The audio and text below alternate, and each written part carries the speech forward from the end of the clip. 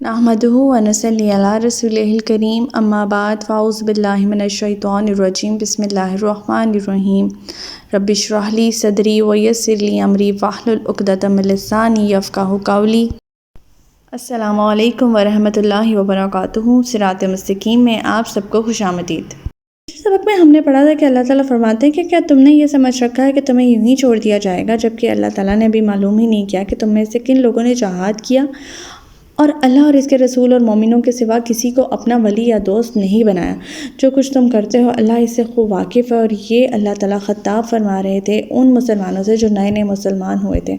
پھر اللہ تعالیٰ فرماتے ہیں کہ مشرکوں کا یہ کام نہیں کہ وہ اللہ کی مسجدوں کو آباد کریں، وہ تو خود اپنے آپ پر کفر کی شہادت دے رہے ہیں۔ یہی وہ لوگ ہیں جن کے سب اعمال ضائع ہو گئے اور وہ ہمیشہ دوزخ میں رہیں گے۔ اللہ تعالیٰ فرماتے ہیں کہ اللہ کی مساجد کو آباد کرنا تو اس کا کام ہے جو اللہ پر اور آخرت پر ایمان لائے، نماز قائم کرے، زکوٰۃ ادا کرے اور اللہ کے سوا کسی سے نہ ڈرے۔ امید ہے کہ ایسے ہی لوگ ہدایت یافتہ ہوں گے۔ پھر اللہ تعالیٰ فرماتے ہیں کہ کیا تم نے حاجیوں کو پانی پلانے اور مسجد حرام کو آباد کرنے کو اس شخص کے کام کے برابر بنا دیا ہے جو اللہ پر اور آخرت کے دن پر ایمان لائے اور اللہ کی راہ میں جہاد کرے؟ اللہ کے نزدیک کے برابر نہیں ہو سکتے اور اللہ ظالموں کو سیدھی راہ نہیں دکھاتا۔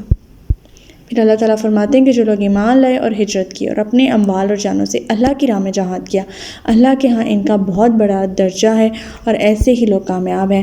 ہمارا آج کا سبق آیت نمبر 21 سے لے کر آیت نمبر 25 تک ہے، تو آج کا سبق شروع کرتے ہیں۔ بسم اللہ الرحمن الرحیم۔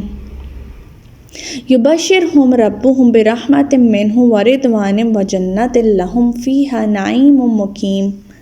ان کا پروردگار انہیں اپنی رحمت اور رضامندی کی خوشخبری دیتا ہے اور ان کے لیے ایسے باغات ہیں جن کی نعمتیں دائمی ہیں، یعنی وہ لوگ جو ایمان لائے، ہجرت کی، اپنے اموال اور جانوں سے اللہ کی راہ میں جہاد کیا، اللہ کے ہاں ان کا بہت بڑا درجہ اور ایسے ہی لوگ کامیاب ہیں۔ پھر اللہ تعالیٰ اس آیت میں فرماتے ہیں کہ ان کا پروردگار انہیں اپنی رحمت سے اور رضامندی کی خوشخبری دیتا ہے اور ایسے باغات میں داخل کرتا ہے جو کہ دائمی ہے، جن کی نعمتیں دائمی ہیں۔ آیت نمبر 22، خالدین فیہا ابدا ان اللہ عندہ اجر عظیم۔ وہ ان میں ہمیشہ رہیں گے، بلا شبہ اللہ کے ہاں ان کے لیے بہت بڑا اجر ہے۔ آیت نمبر 23، یا ایھا الذین آمنوا لا تتخذوا آباءکم واخوانکم اولیاء ان استحبوا الکفر علی الایمان ومن یتولہم منکم فاولئک ھم الظالمون۔ اے ایمان والو، اگر تمہارے باپ اور تمہارے بھائی ایمان کے مقابلے میں کفر کو پسند کریں تو انہیں بھی اپنا رفیق نہ بناؤ، اور تم میں سے جو شخص انہیں رفیق بنائے تو ایسے ہی لوگ ظالم ہیں۔ ایمان کا تقاضا یہ ہے کہ اگر باپ یا بھائی کافر ہو تو ان سے قرابت تو کیا رفاقت بھی نہیں رکھی جائے گی۔ اگر مومن یا مسلمان اس معیار پر پورا نہیں اترتا تو سمجھ لے کہ اس کا ایمان مکمل نہیں ہے۔ چنانچہ ایک دفعہ سیدنا عمر رضی اللہ تعالیٰ عنہ نے آپ صلی اللہ علیہ وسلم سے کہا کہ آپ مجھے اپنی ذات کے سوا سب سے زیادہ محبوب ہیں، تو آپ صلی اللہ علیہ وسلم نے فرمایا ابھی تمہارا ایمان مکمل نہیں ہوا۔ پھر کسی وقت سیدنا عمر نے آپ صلی اللہ علیہ وسلم سے کہا کہ اللہ کی قسم آپ مجھے اپنی جان سے بھی زیادہ عزیز ہیں۔ آپ صلی اللہ علیہ وسلم نے فرمایا اب تمہارا ایمان مکمل ہوا، اور یہ بخاری کی حدیث۔ آیت نمبر 24، قل ان کان آباؤکم وابناؤکم واخوانکم وازواجکم وعشیرۃ واموال اقترفتموها وتجارۃ تخشون کسادها ومساکن ترضونها احب الیکم من اللہ ورسولہ وجہاد فی سبیلہ فتربصوا حتی یأتی اللہ بامرہ واللہ لا یہدی القوم الفاسقین۔ اے نبی، عام مسلمانوں سے کہہ دیجئے کہ اگر تمہیں اپنے باپ، اپنے بیٹے، اپنے بھائی، اپنی بیویاں، اپنا کنبہ اور جو اموال تم نے کمائے ہیں اور تجارت جس کے مندہ پڑنے سے تم ڈرتے ہو اور تمہارے مکان جو تمہیں پسند ہے اللہ اور اس کے رسول اور اس کی راہ میں جہاد کرنے سے زیادہ محبوب ہے، تو انتظار کرو یہاں تک کہ اللہ اپنا حکم لے آئے، اور اللہ نافرمان لوگوں کو راہ نہیں دکھاتا۔ اب اس آیت میں جن رشتوں کا ذکر کیا گیا ہے، انسان کو ان رشتوں سے فطری لگاؤ ہوتا ہے۔ بعض مسلمانوں کے باپ یا بیٹے یا بیویاں کافر ہوتی ہیں، جنہیں چھوڑ کر ہجرت کرنا بہت مشکل سی بات ہوتی تھی۔ اسی طرح انسان کو اپنے کمائے ہوئے مال و دولت، اپنے کاروبار جائیداد سے بھی بہت محبت ہوتی ہے، جو گھر بنایا ہوتا ہے اس سے بھی بہت محبت ہوتی ہے، کیونکہ یہ چیزیں اس کے گاڑے خون پسینے کی کمائی کے نتیجے سے ہوتی ہے۔ لہٰذا انہی چیزوں سے مومنین کے امتحان مقصود ہیں کہ آیا وہ ان چیزوں کو چھوڑ کر دین کی خاطر ہجرت یا جہاد کرتے ہیں یا نہیں۔ صحابہ کرام رضی اللہ تعالیٰ عنہ کی اکثریت اس معیار پر پورا اترتی تھی۔ تھوڑے ہی مسلمان ایسے تھے جو ان فطری کمزوریوں کی وجہ سے مکہ میں یا اطراف جوانب میں رہ گئے تھے۔ اس آیت میں مسلمانوں کو متنبہ کیا جا رہا ہے کہ اگر تم ان کمزوریوں کو دور نہ کیا اور اپنے جان، اموال، بیویاں، بھائی، بیٹوں سے زیادہ اللہ اور اس کے رسول کی محبت نہ رکھی تو تم انتظار کرو اس دن کا، اللہ اپنا حکم لے آئے گا اور اللہ نافرمان لوگوں کو راہ نہیں دکھاتا۔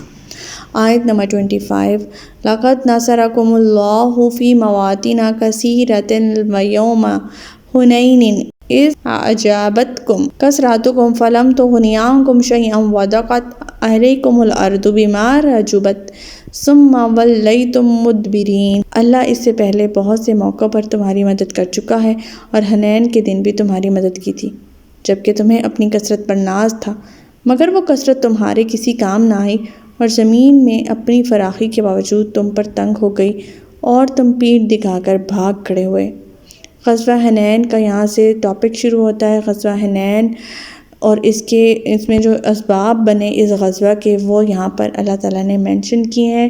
حنین مکہ اور طائف کے درمیان ایک مقام ہے جہاں فتح مکہ کے بعد شوال 8 ہجری میں حق اور باطل کا ایک معرکہ پیش آیا تھا۔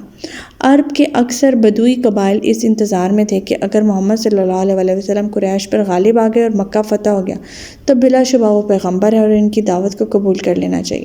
چنانچہ بہت سے قبائل جو تھے خود بخود آپ کی خدمت میں حاضر ہو گئے فتح مکہ کے بعد اور اسلام لے آئے۔ حوازن اور ثقیف کا معاملہ جو تھا وہ دوسرے قبائل سے بالکل مختلف تھا۔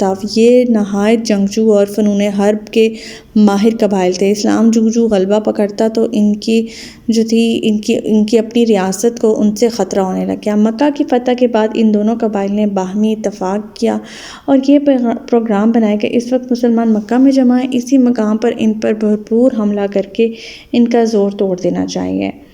اب ان کا جوش و جذبہ تو یہ تھا کہ وہ اپنی عورتیں اور بچے بھی ساتھ لے آئے تاکہ کسی کو پسپائی کا خیال ہی نہ پیدا ہو۔ رسول اللہ صلی اللہ علیہ وسلم مکہ ہی میں مقیم تھے۔ آپ کو ان حالات کا علم ہوا۔ فتح مکہ سے کچھ مال غنیمت وصول ہوا ہی نہیں تھا۔ اب سوال یہ تھا کہ اس نئی جنگ کے لیے اخراجات کہاں سے آئیں گے؟ آخر آپ صلی اللہ علیہ وسلم نے عبداللہ بن ربیع سے 30,000 درہم قرض لیے اور اسلحہ جنگ کے طور پر 100 زریں اور اس کے لوازمات وغیرہ خرید لیے۔ ان قبائل سے مقابلے کے لیے مکہ سے نکل کر ان کی طرف بڑھے اور حنین کے مقام پر دونوں لشکر آمنے سامنے آ گئے۔ اس وقت اسلامی لشکر کی تعداد 12,000 تھی، جن میں 9 مسلم بھی شامل تھے اور دشمن کی تعداد صرف 4,000 تھی۔ مقابلہ ہوا تو ایسے تیروں کی بوچھاڑ کی کہ اسلامی لشکر کے جو آج اپنی کثرت پر ناز کر رہے تھے چکے چھوٹ گئے ان لوگوں کے اور ان کے پاؤں اکھڑ گئے اور راہ فرار اختیار کی، حتیٰ کہ ایک ایسا وقت آیا کہ جب آپ صلی اللہ علیہ وسلم اکیلے دشمن کے سامنے کھڑے رہ گئے۔ اس وقت آپ صلی اللہ علیہ وسلم نے جس قدر جرأت اور بہادری کا مظاہرہ کیا وہ اپنی مثال آپ ہیں۔ سیدنا براء بن عازب کہتے ہیں کہ ہم مال غنیمت پر ٹوٹ پڑے اور دشمن نے ہم پر تیر برسانے شروع کر دیے، اور یہ بخاری کی حدیث ہے۔ سیدنا انس فرماتے ہیں کہ حنین کے دن آپ صلی اللہ علیہ وسلم کے ساتھ 10,000 مجاہدین کے علاوہ طلقہ یعنی جنہیں فتح مکہ کے بعد معافی دے دی گئی تھی وہ بھی تھے، وہ سب آپ کو چھوڑ چھاڑ کر چلے گئے اور آپ اکیلے رہ گئے۔ اب سیدنا عباس فرماتے ہیں کہ حنین کی جنگ میں نے رسول اللہ صلی اللہ علیہ وسلم کا ساتھ دیا۔ میں اور ابو سفیان بن حارث عبد المطلب دونوں رسول اللہ صلی اللہ علیہ وسلم کا ساتھ دے رہے تھے۔ ہم نے آپ کو نہیں چھوڑا۔ آپ اپنے سفید خچر پر سوار تھے جو آپ کو کسی نے ہدیہ دیا تھا۔ جب کفار اور مسلمانوں کا مقابلہ ہوا تو مسلمان پیٹ پھیر کر بھاگ گئے، مگر رسول اللہ صلی اللہ علیہ وسلم اپنے خچر پر کفار کی طرف جانے کے لیے ایڑ لگانے لگے۔ میں نے رسول اللہ صلی اللہ علیہ وسلم کی خچر کی لگام پکڑی کہ کہیں وہ تیزی سے دشمن کی طرف نہ چلا جائے، اور ابو سفیان رسول اللہ صلی اللہ علیہ وسلم کے ساتھ ساتھ تھے۔ آپ صلی اللہ علیہ وسلم نے فرمایا عباس اصحاب شجرہ کو آواز دو کیونکہ میں بلند بانگ تھا۔ میں نے بلند آواز سے پکارا اصحاب شجرہ کہاں ہیں؟ آواز سنتے ہی وہ اس طرف لوٹ آئے جیسے گائے اپنے بچوں کے پاس آتی ہے۔ وہ یہ کہہ رہے تھے کہ ہم حاضر ہیں، ہم حاضر ہیں۔ انصار کو یوں بلایا گیا، یا معشر الانصار، یا معشر الانصار۔ رسول اللہ صلی اللہ علیہ وسلم اپنے سفید خچر پر سوار تھے اور اونچے ہو کر لڑائی دیکھ رہے تھے۔ پھر جب آپ کی پکار پر مہاجرین اور انصار آپ کے گرد جمع ہو گئے تو اس وقت تک اپنی کثرت پر نازع ہونے کی بو دماغوں سے نکل چکی تھی مسلمانوں کی۔ اب وہ جم کر لڑے۔ اللہ کی مدد شامل حال ہوئی تو اللہ نے مسلمانوں کو فتح نصیب فرمائی۔ اس جنگ میں مسلمانوں کو بہت سا مال غنیمت بھی حاصل ہوا، بہت سی لونڈی غلام بھی مل گئے کیونکہ یہ لوگ اپنے بیوی بچوں کو ساتھ لائے تھے۔ گویا جس چیز کو وہ حوصلہ افزائی کے لیے لائے تھے وہی چیز اللہ تعالیٰ نے ان کے لیے وبال جان بنا دی۔ اللہ تعالیٰ نے حنین کے موقع پر بھی مسلمانوں کو فتح نصیب فرمائی۔ تو ہمارا آج کا سبق یہیں تک تھا۔ اللہ تعالیٰ سے دعا ہے کہ اللہ تعالیٰ قرآن پاک کے احکامات پر ہمیں عمل پیرا ہونے کی توفیق عطا فرمائے۔ اللہ پاک ہمیں ہدایت دے کے جس کے بعد گمراہی نہ ہو۔ ربنا لا تزغ قلوبنا بعد إذ هديتنا وهب لنا من لدنك رحمة إنك أنت الوهاب۔ سبحانك اللهم وبحمدك نشهد أن لا إله إلا أنت أستغفرك وأتوب إليك۔ السلام علیکم ورحمۃ اللہ وبرکاتہ۔